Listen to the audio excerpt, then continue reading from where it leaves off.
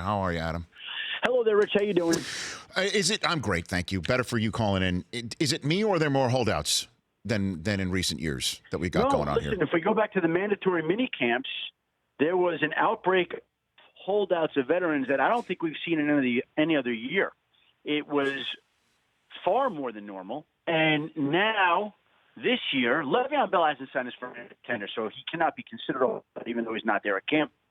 Julio Jones is a no-show. Aaron Donald no-show. Earl Thomas is no-show. That's three right there. Taylor Lewan decided to report. Khalil Mack is in question still. That could be another. And I think it's just a continuation, a carryover from what we saw in mandatory mini camps where these players, look, Aaron Donald, I believe he's in the fifth-year option right now. Khalil Mack is in the fifth-year option. Earl Thomas is in the last year of a deal. Julio with Jones, different category, 3 years left on the deal. Different circumstances surrounding everybody. But, again, unrest amongst the players. And I don't know if it's on the heels of the players seeing the NBA contracts, if that has anything to do with it. I don't think so. I just think these guys are just they want more guarantees. They want a bigger piece of the pie. They see other people getting more salaries. The salaries accelerate every year at a greater and greater pace because there's more money in the cap. And so a player like Julio Jones wants his cut of the pie. And he's not getting it right now. Well, Adam, I mean, I think you're hitting on something. I think the NBA salaries definitely are being put in front of a lot of these players on Twitter or Instagram. They probably follow a lot of the NBA players, and they're friends with them, or they do pick up games with some of them, and I think they see that. I think part of it, too, is, just seeing how fantasy play is becoming more prevalent in the world. And when I say that, I mean so many millennials might not be rooting for an actual team. Like you and I grew up with Right. we grew up with our favorite team poster on the wall, or dare I say, the sheets and pillowcases with all logos of the NFL teams on them, right? But millennials teams are their fantasy teams. And I think players are kind of viewing their value in that too, and I just don't know how that manifests itself in an actual paycheck. Adam. And it's also more about they say this like Rich. I'm older. I'm 51 now, but the younger generation, more of a me generation, right? So it's all about taking care of themselves, as they should. They should take care of themselves. I don't say that as criticism. Football players should get every penny they can when they get it, but I believe I can look. I think there definitely were more training camp, mini camp holdouts than ever before, and I think it only stands to reason that there'd be more training camp holdouts than ever before. And there are some flaws with the system that need to be addressed. That fifth-year option for contracts is horrendous. It costs players a lot of money, and I think that some of these things have to be addressed in the next round of CBA talks, and I think will be addressed at some point in those CBA, but it's for right now, the players have to deal with that. And there's a lot of money to go around, but they want to make sure they get their pot or their portion. And if they don't, they're not reporting, as we see. So then which one do you think has the legs to maybe hit the regular season? I mean, with Julio Jones, you've got a guy who is making less dollars on the back end of a contract that has more than a year left. And in Aaron Donald, he wants to, from everything I'm hearing, he wants to be paid like a quarterback. And the same thing with Le'Veon Bell, maybe in a way. What I guess everybody's got different reasons for holding out Earl Thomas too. Which one do you think has the most legs here, Adam? But my understanding is that Earl Thomas is in absolutely zero rush to get to Seattle and won't be there anytime soon, if ever. So we'll see how that plays out.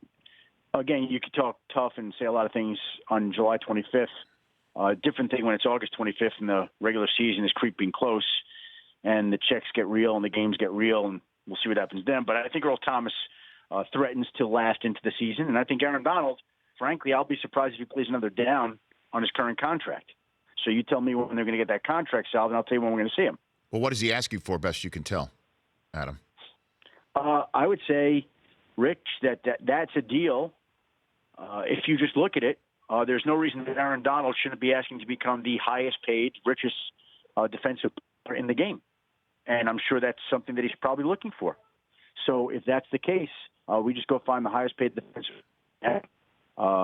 put Aaron Donald, slot him in above that, and you begin to get a general idea of the vicinity of the deal that he'd be looking for. And how significant is the Gurley contract in terms of breaking a precedence or setting a new bar that Le'Veon Bell obviously was tweeting out, Adam Schefter? I think it's a big deal. I think it's a big deal with a lot of ramifications. The running backs needed somebody to crack that ceiling. Nobody had done that. It was a depressed salary market. You could say Saquon Barkley, except his was a slotted salary for being the second overall pick. You could say Le'Veon Bell is a franchise tag, but it's under the franchise tag. There hadn't been a running back in recent year who had gotten the kind of deal that Gurley got, which basically is $15 million a year on the extension, $45 in guarantees. And so I can tell you this, David Johnson in Arizona, very happy. Ezekiel Elliott in Dallas, very happy. And even Le'Veon Bell yesterday tweeted the fact, you thought I was all tripping. I guess not, because he thought he turned down a deal that was averaging $15 million a year in the first 3 years, clearly thinking he was worth more. And so yesterday brought him some validation, I think. Now, that doesn't mean he was right in turning it down. I still think that, again, if it were me and I were his agent and advising him, which I wasn't, I would say when you're a running back and you've got the tread that you have and you've had some of the off-the-field issues that you've had, and they're waving $30+ million in guaranteed money in front of you with a $15 million a year salary, you take that. You don't try to play that out to get to 16 or 17 a year. It's not worth the upside. But a lot of times with these players, Rich, it becomes a point of pride and a principle. And Le'Veon Bell felt like he single-handedly wanted to reset the running back market. He did not want to hold it back and do it damage. And he did what he felt was right. It's not what I would have done, but it's what he chose. And he very well may be rewarded for it this offseason if he gets that $17 million a year deal. But you got to find a team that has a running back need with the cap space that's willing to spend. And if all those factors come together, Le'Veon Bell will play this just right. And if they don't, then it becomes a question. Adam Schefter from the worldwide leader in sports, a few more minutes serving as the NFL insider. The rookie quarterback most likely to start. Walk me through it. Rate him for me here. I would say Josh Rosen or Baker Mayfield probably. I don't think Sam Darnold will be ready right away. They're not going to rush him.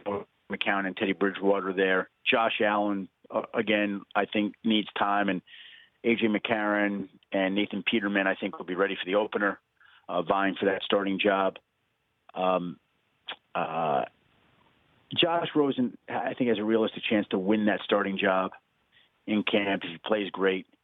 And Baker Mayfield, I know the Browns want to start Tyrod Taylor and intend to start Tyrod Taylor. Why is that? Why is that, Adam? Because they believe in him. They traded a pick for him. They think he's the right guy. They don't want to rush Mayfield. But here's the thing. And I say this for any of these rookie quarterbacks, Rich. If any one of these rookie quarterbacks comes out and shows out like Russell Wilson did as a rookie in the preseason when he was a rookie, these teams are going to have a hard time keeping him on the bench. Just going to. And so if Baker Mayfield comes in and plays in the preseason the way that the Browns hope he will and the way they think he can, then you'd have to think that he's going to have a chance to unseat Tyrod Taylor early. And then there's the case of a guy who can't stay on the bench because he's too damn dynamic to keep there in the case of Lamar Jackson. How's that playing out best you can tell in Baltimore? Look, he's a ways away. I think that the best thing that he is going to do for that team this year, he'll obviously bring some big playability. But I think he's already had a huge effect on this team, and that is the sense that I think it's really jump-started Joe Flacco and really brought him some added motivation that would not have been there in other years. And we see that in the form of him working out in wide receivers in the offseason, which he's never done before. We see it if you talk to the people around there. They say he seems a little bit different, a little edgier. And I think that any competitor, when he's challenged like that, is going to respond in a favorable fashion. I think the Ravens believe that Joe Flacco is doing that right now, and that may be Lamar Jackson's greatest contribution this season. Couple more quick hitters with you, Adam Schefter. Carson Wentz starting on PUP appears for training camp. What about the regular season? Do you think he starts week one? Not a concern. Listen, he's still very far ahead of where they thought he would be. And so they're just going to be very careful. It's July 25th. Again, it's not August 25th. Right. And Carson Wentz is ahead of where they thought he would be. they are very encouraged about that. I think there's a realistic chance he's going to start the regular season opener, and I never would have thought that when he suffered the injury that they said would be a 9 to 12 month in December, which would have been a rush to get him ready for the opener. But he's Carson Wentz. He's Superman-like, and I think he is got a real chance to start that opening night game against the Falcons at home. And lastly, Adam, what are you hearing about the national anthem policy? I don't think that the NFL can and the Players Association can afford to wait till week one. Let's not forget Colin Kaepernick first did sit for the anthem during a preseason game. August 9th is right around the corner. The Hall of Fame game is one thing, but August 9th is right around the corner. You got 100 guys maybe even suiting up. It's entirely possible that somebody you've never heard of, nobody in the league has ever heard of, does something that the league and the players then have to own with this player having absolutely no shot at actually representing an NFL team coming up in September. So what's the deadline from what you're hearing about on this thing? You want me to answer a question that a man who makes north of $3 million a year can't answer. So you're saying you don't make that much money? Is that what you're saying, Adam? No, I'm saying I don't make that much money, Rich, and I'm saying that this is a question that has confounded men who make a lot more than you or I, and they can't come up with a solution to it. And they spent 2 years, and they have gotten it wrong basically every turn of the way. And I thought, in my mind, the issue was dying down in the spring when they decided to enact a new policy.